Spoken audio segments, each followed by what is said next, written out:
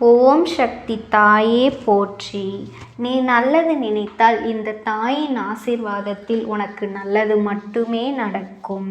என் அன்பு குழந்தையே, இன்று இந்த அம்மாவினுடைய வாக்கினை கேட்கும் நேரம் உன் கர்ம வினைகள் அத்தனையும் நிச்சயமாக உன்னை விட்டு விலகிவிடும் என்பதில் எந்த ஒரு மாற்று கருத்துமே இல்லை. இன்று இந்த அம்மா என்னுடைய வாக்கினை உனக்கு நான் தர வரவில்லை, மாறாக உன்னுடைய குலதெய்வத்தின் வாக்கினை தான் உன்னிடத்தில் கொண்டு வந்திருக்கிறேன். அப்படி என்றால் அதற்கு ஒரு காரணமும் இருக்கின்றதல்லவா? உன்னுடைய குலதெய்வத்திற்கு உன் குடும்பத்தில் இருக்கின்ற ஒரு நபரின் மீது அதிருப்தி ஏற்பட்டிருக்கின்றது. அந்த அதிருப்தியானது இன்று உன்னிடத்தில் பேச வேண்டும் என்று அவர்களை தூண்டியும் இருக்கின்றது. எல்லாவற்றிற்கும் மிகப்பெரிய காரணமும் ஒன்று இருக்கின்றது. அதுவெல்லாம் என்னவென்று நீ தெரிந்து கொள்ள வேண்டும் அல்லவா? என் தங்கமே, உன்னுடைய குலதெய்வத்தின் மனதில் இருக்கின்ற அந்த நீங்காத வேதனைகளை உன்னிடத்தில் சொல்லிவிட வேண்டும் என்று ஆசைப்படுகின்றார்கள். ஒரே குலத்தில் இருக்கின்றவர்களே இப்படி செய்கின்றார்கள் என்று மிகுந்த மனவேதனையில் இருக்கின்றார்கள். என் தங்கமே, உன்னுடைய மனதிற்குள் இப்பொழுது என்னென்ன எண்ணங்கள் ஓடுகின்றது என்பதனை என்னால் புரிந்து கொள்ள முடிகின்றது. என் குலத்தில் யார் இப்படிப்பட்ட ஒரு சூழ்நிலையை உருவாக்கி இருக்கின்றார்கள்?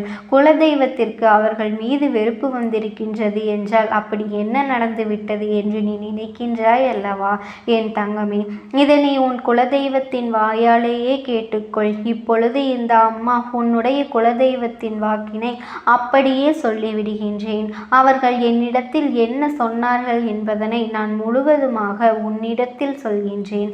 அதன் பிறகாவது உனக்கு என்ன நடந்து கொண்டிருக்கின்றது, உன் வாழ்க்கையில் இனி என்ன நடக்க வேண்டும் என்பதையெல்லாம் நீயாகவே புரிந்து அதற்கு தகுந்தது போல நடந்து கொள்வாய்.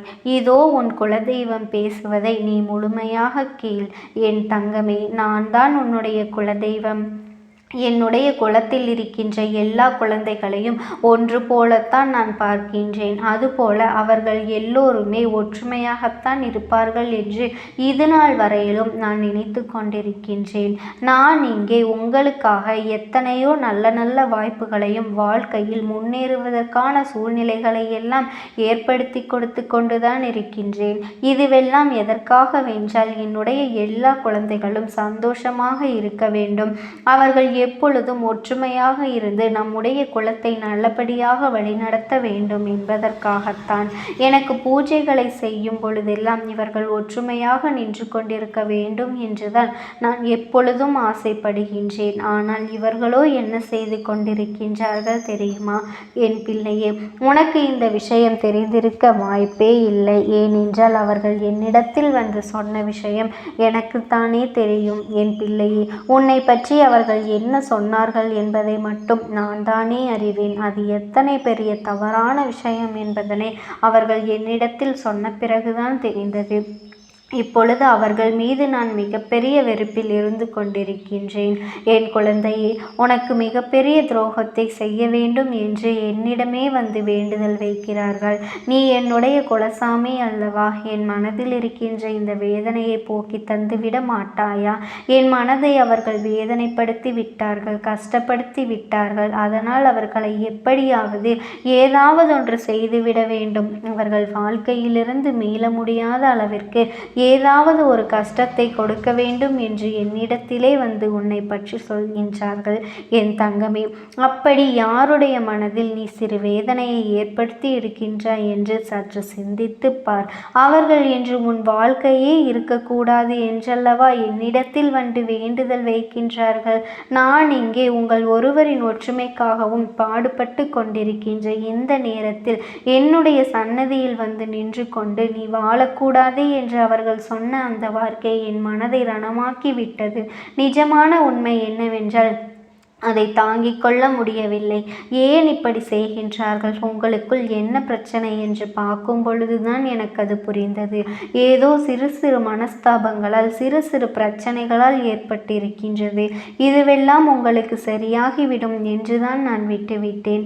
ஆனால் அது இவ்வளவு பெரிய தவறான விஷயமாக வந்து நிற்கும் என்று நான் ஒரு பொழுதும் நினைக்கவில்லை.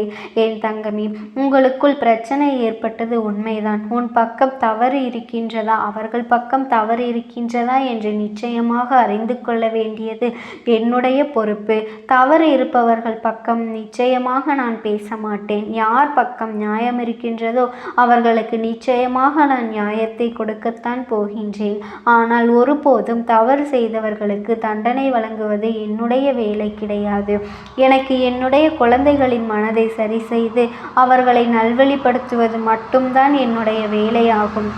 அதை தவிர ஒரு பொழுதும் யாரையும் அழிக்க வேண்டும் என்ற எண்ணத்தோடு நான் தண்டனைகளை கொடுக்க மாட்டேன் என்பதனை நீ புரிந்து கொள்ள வேண்டும். என் அன்பு பிள்ளையே, உனக்கு இது போன்று செய்ய வேண்டும் என்று நினைத்தவர்கள் இன்னும் என்னவெல்லாம் செய்ய துணிந்தார்களோ என்று தெரியாமல் தான் நான் சற்று மனக்குழப்பத்தில் இருந்து கொண்டிருக்கின்றேன். ஒன்றை மட்டும் நீ நன்றாக புரிந்து கொள். யாரிடத்திலும் உனக்கு என்னென்ன மனக்கசப்புகள் இருந்தாலும் சரி, நீ அந்த மனக்கசப்புகளை எல்லாம் உன்னிடத்திலிருந்து தூக்கி எறிந்துவிட்டு எந்த ஒரு சண்டையும் அவர்களிடத்தில் இனி உனக்கு வேண்டாம். நீ அதற்காக எல்லாவற்றையும் பொறுத்து கொண்டு செல்ல வேண்டும் என்று நான் சொல்லவில்லை. எதுவாக இருந்தாலுமே அதை என்னிடத்தில் நீ விட்டுவிடு என்றுதான் நான் சொல்கின்றேன். என் தங்க குழந்தையே, என்னிடத்தில் இதை நீ விட்டுவிட்ட பிறகு அதையெல்லாம் நான் பார்த்து கொள்ளப் போகின்றேன். அது என்னுடைய முக்கியமான பொறுப்பல்லவா? அதற்கு பிறகு நான் அவர்களுக்கு என்ன செய்ய வேண்டுமோ அதை நான் செய்து விடுகின்றேன். என் குழந்தையே, உன்னுடைய மனதில் இருக்கின்ற வேதனைகளுக்கு எல்லாம் நான் இப்பொழுது தகுந்த பதிலையும் தந்து விடுகின்றேன். என் செல்லமே, வாழ்க்கை உனக்கு கொடுக்க நினைக்கின்ற விஷயங்கள் எனக்கு மட்டுமே தெரியும். உன் குலதெய்வம் என்னை தாண்டி உனக்கு நல்ல விஷயங்கள் ஆனாலும் சரி, கெட்ட விஷயங்கள் ஆனாலும் சரி, என்னுடைய அனுமதி இல்லாமல் எதுவும் உன்னை செய்துவிட முடியாது. அதனால் நீ எதற்காகவும் பயப்பட வேண்டாம். அவர்கள் என்னிடத்தில் தானே உனக்கு ஏதாவது செய்ய வேண்டும், ஆக வேண்டும், அழிக்க வேண்டும் என்று வேண்டுதல் வைத்திருக்கின்றார்கள். என் பிள்ளையே, உன்னுடைய வாழ்க்கையை அழிக்க வேண்டும் என்று சொன்னதுக்கு அவர்களை அப்படியே விட்டுவிட்டாய் என்று கூட நீ என் மீது கோபப்படலாம். நிச்சயமாக அவர்களை நான் விட்டுவிடவில்லை. என் குழந்தையே, இன்னொருவரின் மனதினை வேதனைப்படுத்தியிருப்பது உண்மையானால் நிச்சயமாக தவறான செயல். அது மட்டுமல்ல, அவர்கள் செய்த தவறுக்கு உன்னிடத்தில் மன்னிப்பு கேட்க வேண்டியதும் அவசியம்தான். உன் பக்கத்தில் தவறு இருக்கும் பட்சத்தில் நீயும் மன்னிப்பு கேட்டுத்தான் ஆக வேண்டும். அதை நீ செய்வதில் எந்த ஒரு தவறும் கிடையாது. அதே சமயத்தில் தவறு அவர்கள் பக்கம் இருக்கின்றது என்றால் நான் அவர்களுக்கு கொடுக்க போகின்ற தண்டனை என்ன தெரியுமா? இந்த தெய்வத்தினுடைய பார்வை சில நாட்களுக்கு அவர்கள் மீது இருக்காது. அவர்கள் உனக்கு என்னென்ன செய்ய வேண்டும் என்று நினைத்தார்களோ அதுவெல்லாம் அவர்கள் வாழ்க்கையிலும் நடக்கப் போகின்றது. அப்பொழுதுதான் எத்தனை வேதனைகள் அவர்கள் அனுபவிக்கின்றார்கள் என்பதனை எல்லாம் நீ புரிந்து கொண்டு, இப்படிப்பட்ட வேதனையை நாம் யாருக்கும் கொடுக்கக்கூடாது, நாம் தவறான வேண்டுதலை நம் குலதெய்வத்திடம் விட்டுவிட்டோம் என்று வருந்தி உன் காலடியில் மன்னிப்பு கேட்பார்கள் என் செல்லமே. இதற்கெல்லாம் நிச்சயமாக அவர்கள் பதில் கூறியேதான் ஆக வேண்டும். நீ கவலைப்படாதே. அவர்கள் புரிந்து கொண்டு வரட்டும். நிச்சயமாக அவர்கள் புரிந்து கொண்ட பிறகு என்னிடத்தில் மன்னிப்பு கேட்க வருவார்கள். அதன் பிறகு அவர்கள் வாழ்க்கையை நான் மீண்டும் பழைய நிலைக்கு திருப்பி கொடுத்து விடுவேன். இதுதான் இப்பொழுது நான் செய்ய துணிந்திருக்கின்றேன் என்பதனை புரிந்து கொள். நாம் ஒருவருக்கு நல்லதை செய்தாலும் கெட்டதை செய்தாலும் நம் மீது வஞ்சக எண்ணம் ஒருவருக்கு வந்துவிட்டது என்றால் அவர்கள் குலதெய்வத்தில் கூட வாழ்க்கையை அழிக்க வேண்டும் என்று சொல்வார்கள் என்பதனை நீ புரிந்து கொள்ள வேண்டும் என் செல்லமே. ஒரே குலத்தில் இருக்கின்றவர்கள் சில பேர் என்னுடைய கோவிலில் நின்று தவறான வார்த்தைகளை பேசி சண்டையிடுகின்றார்கள். இதுவெல்லாம் எனக்கு எத்தனை மனவேதனைகளை ஏற்படுத்தும் என்பதனை அவர்கள் அறிந்திருக்கவில்லை. பொறுமைக்கும் ஒரு எல்லை உண்டு அல்லவா? என்னுடைய பொறுமையின் எல்லை மீறும் பொழுதுதான் அவர்களினுடைய குலத்தை எல்லாம் நான் காக்காமல் சென்று விடுகின்றேன் என்பது அவர்களுக்கு ஒரு பொழுதும் தெரிவதே இல்லை. அதையெல்லாம் நான் விட்டு விடுகின்றேன் என் செல்லமே. இது நாள் வரையிலும் நான் அவர்கள் மீது எத்தனையோ அன்பினை, எத்தனையோ வாய்ப்புகளை எல்லாம் ஏற்படுத்தி கொடுத்து கொண்டுதான் இருந்தேன். ஆனால் அவர்கள் என் மீது கொஞ்சம் கூட பயம் இல்லாமல் தவறான வழியில் சென்று விடுகின்றார்கள். இதையெல்லாம் நிச்சயமாக மாற வேண்டும் அல்லவா? உன்னுடைய வாழ்க்கையில் நடந்த எல்லாவற்றையும் இனி நான் சந்தோஷமாக மாற்றி கொடுக்க போகின்றேன். என் பிள்ளையே, நீ உன்னுடைய மனசாட்சிக்கு பயந்து ஒரு விஷயத்தை செய்ய வேண்டும். உன் பக்கம் தவறு இல்லை என்றால் தண்டனையை நான் அவர்களுக்குத்தான் வழங்கப் போகின்றேன். என் அன்பு குழந்தையே, உன்னுடைய குலதெய்வத்தின் வாக்கினை கேட்டாய் அல்லவா? நிச்சயமாக யாரோ ஏதோ செய்ய நினைத்திருக்கின்றார்கள். அதை உன்னுடைய குலதெய்வம்தான் நிச்சயமாக தடுத்து நிறுத்தியும் விடுவார்கள். என் தங்கமே, யார் மீதாவது உனக்கு தவறான எண்ணங்கள் இருந்தால் உடனடியாக அதனை நீ சரி செய்து கொள். என் தங்க குழந்தையே, இந்த தாயானவளினுடைய அன்பும் ஆசீர்வாதங்களும் உனக்கு என்றென்றைக்குமே முழுமையாக கிடைத்து கொண்டேதான் இருக்கும். ஓம் சக்தி, ஓம் ஆதிபரா சக்தி. உருவாக்கி கொடுக்கின்றேன். அந்த ஆத்மாவின் வாக்கினை கேட்பதற்கு இதுவே உனக்கு கிடைக்கின்ற கடைசி வாய்ப்பாகவும் இருக்கலாம். அதனால் என் பிள்ளையே, இந்த வாய்ப்பினை நீ சரியாக பயன்படுத்தி கொண்டு அந்த ஆத்மா உன்னோடு என்ன பேச நினைக்கின்றது, அவர்கள் எதை உன்னிடத்தில் சொல்ல நினைக்கின்றார்கள், வெளிப்படுத்த முயற்சி செய்கின்றார்கள், எதனால் உன்னை தேடி வந்திருக்கின்றார்கள் என்பதனை எல்லாம் நீ தெரிந்து கொள்ள வேண்டும். என் தங்க பிள்ளையே, அவர்கள் எப்படி இந்த தெய்வத்தின் அருகில் வந்தார்கள் என்று நீ யோசிக்கலாம்.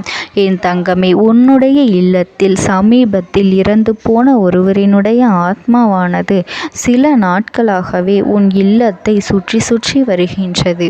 இந்த அம்மா அதனை கண்டுவிட்ட பிறகு, எதற்கு இங்கே சுற்றி கொண்டிருக்கின்றாய்? நீ இருக்க வேண்டிய இடத்தில்தானே இருக்க வேண்டும். என் பிள்ளையின் வீட்டில் உனக்கு என்ன வேலை என்று கேட்ட பொழுதுதான் அந்த ஆத்மா என்னிடத்தில் சொன்ன விஷயம், எனக்கும் என்னிடத்தில் இருக்க வேண்டும் என்றுதான் ஆசையாக இருக்கின்றது.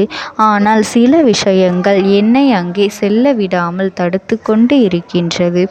எனக்கு என்னுடைய குடும்பத்தில் இருக்கின்றவர்களிடம் பேசியாக வேண்டும். என் மனதில் தோன்றுகின்ற சில விஷயங்களை அவர்களிடத்தில் சொல்லிவிட்டால் நான் மனநிறைவோடு இங்கிருந்து சென்று விடுவேன். சில விஷயங்களை நான் அவர்களோடு பகிர்ந்து கொள்ளாமல் விட்டுவிட்டேன். அதற்கு சரியான நேரம் இப்பொழுது வந்திருக்கின்றது. இப்பொழுதும் சொல்லாமல் நான் சென்று விட்டால் இனி காலம் முழுவதும் என்னால் அவர்களிடத்தில் சொல்லிவிட முடியாது. இதற்கு நீங்கள்தான் துணையாக நிற்க வேண்டும் அம்மா என்று என்னிடத்தில் வாய்ப்பினை ஏற்படுத்தி கொடுக்க வேண்டும் என்று கேட்டது. என் தங்க குழந்தையே, இப்படி இருக்கும் பொழுது அவர்களிடத்தில் சொல்லிவிட முடியாது. அந்த வாய்ப்பினை ஏற்படுத்தி கொடுத்து என் வீட்டில் உள்ளவர்களிடம் பேச வைக்க வேண்டும் என்று என்னிடத்தில் கோரிக்கை வைத்தது. என் தங்கமே, இப்படி மனதிலே எந்த கெட்ட எண்ணங்களும் இல்லாமல் உன் குடும்பத்திற்காக பேச வேண்டும் என்று கேட்ட ஆத்மாவிற்கு நான் அந்த வாய்ப்பு வழங்குவது தானே முறையாக இருக்கும். அதனால் இந்த அம்மா அந்த ஆத்மாவிற்கு அந்த வாய்ப்பினை கொடுக்க முடிவுகள் செய்து இப்பொழுது உன்னோடு பேசுவதற்காக வரவழைத்திருக்கின்றேன். என் பிள்ளையே, அந்த ஆத்மாவானது உன்னிடத்திலே என்ன பேசுகின்றார்கள் என்பதனை நான் என் மூலமாக உன்னிடத்தில் பேசி சொல்கின்றேன். இந்த அம்மாவிடத்திலிருந்து தான் அவர்கள் மனதில் பேச நினைப்பதை எல்லாம் பேச முடியும். என் தங்கமே, நேரடியாக ஒரு ஆத்மாவின் குரலை உன்னால் அத்தனை சுலபமாகவெல்லாம் கேட்டுவிட முடியாது. இந்த அம்மா அதற்காகத்தான் இன்று இந்த உதவியை செய்கின்றேன். என் குடும்பத்தில் இருக்கின்றவர்களிடம் பேச வந்திருக்கின்றேன். உங்கள் எல்லோரையும் நான் இனி காணவே முடியாது என்பதனை நான் உணர்ந்து கொண்டேன். என் வாழ்க்கையில் நிறைவாக இருந்து என்னால் உங்களுக்கு கஷ்டங்கள் வந்தாலும் உங்களால் எனக்கு எந்த கஷ்டங்களும் இதுநாள் வரையிலும் வந்தது கிடையாது. நான் நினைத்தது போல இந்த வாழ்க்கையை அத்தனை சந்தோஷமாக வாழ்ந்து கொண்டுதான் இருந்தேன். என் குடும்பத்தில் இருக்கின்றவர்களிடம் பேச வந்திருக்கின்றேன். உங்கள் எல்லோரையும் இனி நான் காணவே முடியாது என்பதனை நான் உணர்ந்து கொண்டேன். உங்களோடு இருந்த இந்த காலகட்டம் குறைவாக இருந்தாலும் எனக்கு கிடைத்த சந்தோஷங்களும் மகிழ்ச்சியும் ஏராளமாக இருந்தது. அதனால் எனக்கு எந்த ஒரு கவலையும் இதுவரையில் இருந்ததே கிடையாது. நான் நினைத்தது போல இந்த வாழ்க்கையை நான் சந்தோஷமாகத்தான் வாழ்ந்து கொண்டு இருந்தேன். ஆனால் இவ்வளவு காலம் எனக்கு சீக்கிரமாக என்னுடைய ஆயுள் முடிந்துவிடும் என்று எனக்கு முன்பே தெரியாது. அது தெரிந்திருந்தால் நிச்சயமாக என் மனதில் இருக்கின்ற அத்தனை விஷயங்களையும் நான் உங்களிடத்தில் சொல்லியிருப்பேன். ஆனால் எல்லோரும் நினைப்பது போலத்தானே நானும் நினைத்திருந்தேன். எனக்கும் இந்த உலகத்தை விட்டு செல்ல வேண்டும் என்ற ஆசை கிடையாது. மற்றவர்கள் சொல்வது போல எதற்காக பிறந்தோம், நாம் ஏன் பிறந்தோம் என்று ஒரு நாளும் நான் நினைத்தது கிடையாது. வாழ வேண்டும் என்றுதான் ஆசைப்பட்டேன். என்னுடைய ஆசைகள் எல்லாம் நிராசையாகும்படி இந்த உலகத்தில் விட்டு செல்ல வேண்டிய காலகட்டம் கட்டாயம் வந்துவிட்டது. என்னுடைய கடமை இங்கே சரியாக முடிவதற்கு வந்துவிட்டது. இன்று நான் உங்களோடு பேச வந்ததற்கு முக்கியமான காரணம், சில விஷயங்களை எல்லாம் உங்களோடு சொல்லாமல் விட்டுவிட்டேன். எப்படி நடக்கும் என்று தெரியாமல் நான் சில விஷயங்களை செய்தும் முடித்துவிட்டேன். அதற்காக உங்களிடத்தில் நான் மன்னிப்பு கேட்டுக்கொள்கின்றேன். இதை உங்களிடத்தில் பகிர்ந்து கொள்ள வேண்டும் என்றுதான் இன்று நான் வந்திருக்கின்றேன். உங்களை நான் மனதார வணங்குகின்றேன். இந்த வாய்ப்பினை நான் சரியாக பயன்படுத்தி கொள்ள விரும்புகின்றேன். அதனால்தான் என் மனதில் இருக்கின்ற விஷயங்கள் எல்லாம் நான் சொல்லிவிடுகின்றேன். சிறிது நேரம் அமைதியாக அமர்ந்து என்னுடைய வார்த்தைகளை கேட்டாலே போதும். என்னுடைய அன்பினை புரிந்து கொண்டு அதுவே எனக்கு போதும். நான் நிச்சயமாக இங்கிருந்து நல்லபடியாக சென்று விடுவேன். இன்று உங்களோடு பேச வந்ததற்கு ஒரு முக்கியமான காரணம், நான் சில விஷயங்களை சொல்லாமல் விட்டுவிட்டேன். இப்படி நடக்கும் என்று எனக்கு ஒரு நாளும் தெரியாமல் சில விஷயங்களை செய்துவிட்டேன். அதை உங்களிடத்தில் பகிர்ந்து கொள்ளத்தான் வந்திருக்கின்றேன். என் மனதில் நினைக்கின்ற விஷயம் என்ன தெரியுமா? நான் உங்களை நன்றாக பார்த்து கொள்ள வேண்டும். உங்களின் ஆசைகளை எல்லாம் நிறைவேற்றி கொடுக்க வேண்டும். உங்கள் வாழ்க்கையில் நடத்தி கொடுக்க முடியாமல் போனாலும் இனிமேல் அதையெல்லாம் நடத்தி கொடுக்க வேண்டும் என்று ஆசைப்பட்டு என்னால் ஆன முயற்சிகளை எல்லாமே செய்து கொண்டிருந்தேன். ஆனால் முழுமையான பலன்களை கொடுப்பதற்கு முன்பாகவே இது போன்று நடந்துவிட்டது. அதனால் நான் ஏதேனும் குற்றம் குறைகள் செய்திருந்தாலும், ஏதேனும் உங்களுக்கு மனதிற்குள் கஷ்டத்தை தந்திருந்தாலும் என்னை மன்னித்து விடுங்கள். நான் எப்பொழுதும் உங்கள் மீது உண்மையான அன்பினைத்தான் வைத்து கொண்டிருக்கின்றேன். நான் ஒரு நாளும் மனதில் ஒன்றும் வெளியில் ஒன்றுமாக ஒரு நாளும் நான் நடந்து கொண்டது இல்லை. அதனால் என்னவோ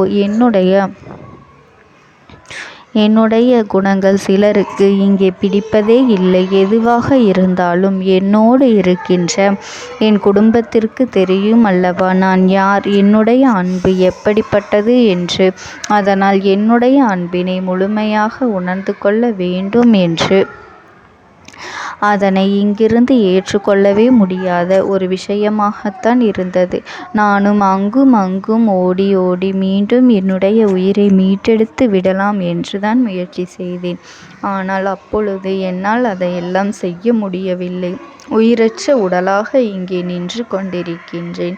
நாட்கள் செல்ல செல்ல இதை எனக்கு ஏற்றுக்கொள்ள பழகிவிட்டது. இனிமேல் இதுதான் என்னுடைய உலகம். மீண்டும் அங்கே செல்ல முடியாது என்பதனை நான் புரிந்து கொண்டேன். செல்ல முடியாவிட்டாலும் ஆத்மா என்று ஆன பிறகு என்னுடைய உலகத்தில் இருந்தால்தான் எனக்கு சந்தோஷம். மீண்டும் மனித வாழ்க்கைக்குள் என்னால் நுழைந்துவிட முடியாது. எனக்காக இத்தனை காலமும் அன்போடு பழகி எனக்கு எல்லாம் செய்த உங்களுக்கு நான் சொல்கின்ற விஷயம் ஒன்றுதான். நடந்தது எல்லாம் நடந்துவிட்டது. நடந்த விதையை யாராலும் இனி மாற்ற முடியாது. இனி நான் உங்களோடு இருக்க வேண்டும் என்று நினைத்தால் கூட அது நடக்காது. அதனால் இந்த வாழ்க்கையில் நீங்கள் நல்லபடியாக வாழ்ந்து சந்தோஷமாக இருக்க வேண்டும் என்றுதான் அந்த ஆத்மா மனது வேதனைப்பட்டு உன்னோடு பேசுகின்றது. என் தங்க குழந்தையே, யார் உன்னை விட்டு சென்றாலும் இந்த தாயானவளினுடைய அன்பும் ஆசீர்வாதங்களும் உனக்கு என்றென்றைக்குமே முழுமையாக கிடைத்து கொண்டே இருக்கும். அதனால் நீ எதை நினைத்தும் கவலைப்படாதே. உனக்காக எப்பொழுதும் நான் இருந்து கொண்டே இருப்பேன். ஓம் சக்தி. ஓம் ஆதிபரா சக்தி. நீ விடுதலை கொடுக்க மாட்டாயா என்று என் பிள்ளை, நீ என்னை பார்த்து கேட்கின்ற விஷயத்திற்குத்தான் நான் முடிவினை கட்டப் போகின்றேன். இன்னமும் சுருக்கமாக உனக்கு சொல்ல வேண்டும் என்றால், உன்னுடைய பிடிவாதம் இந்த அம்மாவினிடத்தில் ஜெயித்து விட்டது என்பதுதான் உண்மை. என் குழந்தைக்கு எந்த ஒரு விஷயம் வேண்டும் என்று அடம்பிடித்து இத்தனை காலமும் நீ நின்று கொண்டிருந்தாயோ, அந்த ஒரு விஷயத்திலிருந்து உன் அம்மா நான் உனக்கு விடுதலையை கொடுக்க வேண்டும் என்று என் முன்னால் கதறி அழுதாயோ, அந்த விஷயத்தை இன்று உனக்கு நான் முடித்து வைக்கின்றேன். என் பிள்ளையே, சுற்றி இருக்கின்ற உறவுகளையெல்லாம் நம்புவதை விட்டுவிட்டு சற்று விலகி நிற்பதுதான் எல்லோருக்குமே நல்லது. ஏனென்றால் யாருடைய குணம் எப்பொழுது எப்படி மாறும் என்று யாராலும் கணித்துவிட முடியாது. ஒருவரிடத்தில் நல்லபடியாக பேசிக்கொண்டு வந்திருப்பாயானால் அவர்கள் மனதிற்குள் என்ன இருக்கின்றது என்று உன்னால் ஒரு பொழுதும் தெரிந்து கொள்ள முடியாது. அவர்களுக்குள் 1000 விஷயங்கள் ஓடும். உனக்கு செய்து தருவேன் என்று வாக்குறுதியை கொடுப்பார்கள். ஆனால் அதன் பிறகு பார்த்தாயானால் ஒரு நிமிடம் கூட யோசிக்காமல் சற்றென்று இவர்களுக்கு முடியாது என்று சொல்லிவிடுவார்கள். மனதிற்குள் அவர்கள் நினைப்பது, நீ சொல்வதை சொல்லிவிட்டு போ, நான் எதற்காக உனக்கு உதவி செய்ய வேண்டும் என்று எண்ணிக்கொண்டிருப்பார்கள். இது போன்ற போலிகள் அதிகமாக நிறைந்து இருக்கின்ற இந்த உலகத்தில் ஒரு விஷயத்திற்காக என் பிள்ளை நீ ஆசைப்படுகின்றாய் என்றால் அதை மிகவும் நான் கவனத்தோடு புரிந்து கொண்டு உன் வாழ்க்கைக்கு அது சரியா தவறா என்று, தேவைதானா தேவையில்லையா என்று, ஒரு வேலை கிடைத்தால் உன் வாழ்க்கை தெளிவாக இருக்குமா என்றால் நான் புரிந்து கொண்டுதான் உன் அம்மா நான் உன்னிடத்திலே சொல்ல முடியும் என்பதனை புரிந்து கொள்.